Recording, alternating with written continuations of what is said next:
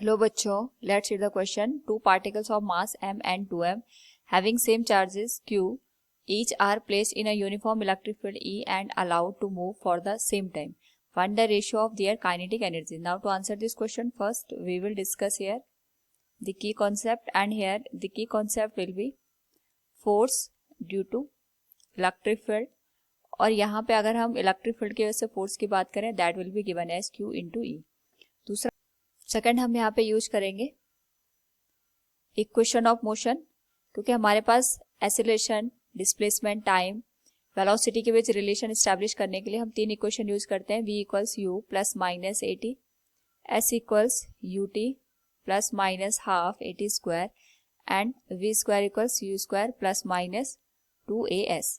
Now according to the question हमारे पास यहाँ पे दो पार्टिकल्स दे रखे हैं. पहले का जो मास है वो m के बराबर है, दूसरे का जो मास है वो 2m के बराबर है. दोनों को हमने सेम इलेक्ट्रिक फील्ड ई में यहाँ पे प्लेस किया है. सो दोनों पे सेम फोर्स लगेगा, क्योंकि हमारे पास जो फोर्स होता है वो डिपेंड करता है इलेक्ट्रिक फील्ड और चार्ज के ऊपर. क्योंकि दोनों का जो चार्ज है वो सेम है, तो दोनों पे जो फोर्स लगेगा उसका जो अमाउंट होगा that will be equal. We can write it will be q into E. Now हमें इनकी काइनेटिक एनर्जी का रेशियो फाइंड आउट करना है. तो स्टार्टिंग में हम ये मान के चलते हैं जो फर्स्ट पार्टिकल है और सेकंड पार्टिकल है ये रेस्ट में थे हमारे पास.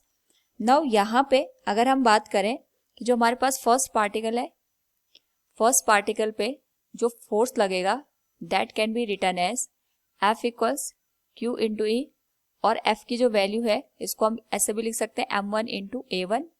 M1 की जो वैल्यू है M के बराबर आएगी and it will be written as A1.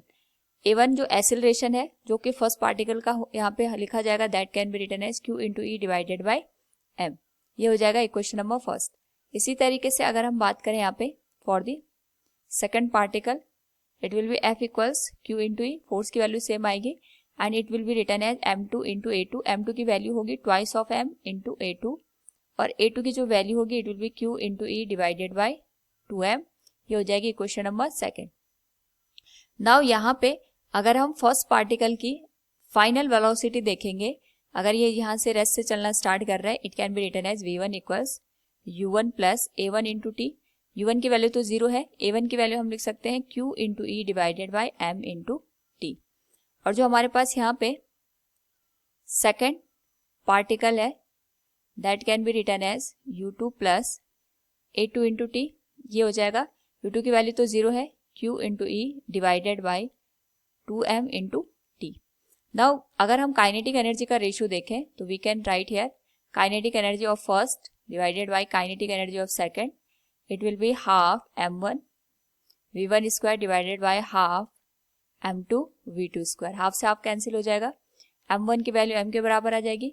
जो v1 है ये हो जाएगा q into E divided by m into T का होल स्क्वायर, और जो हमारे पास m2 है इसको हम लिख सकते हैं ट्वाइस ऑफ m. v2 की वैल्यू आ जाएगी q into E divided by 2m into T का होल स्क्वायर. m से m कैंसिल हो जाएगा, so it will be 1/2 into q into E से q इंटू ई कैंसिल हो जाएगा, t से t कैंसिल हो जाएगा, so it will be written as 1/m square. इसको हम रेसिप्रोकल करके लिखेंगे 4m स्क्वायर से m square cancel, it will be 2 2 जा 4.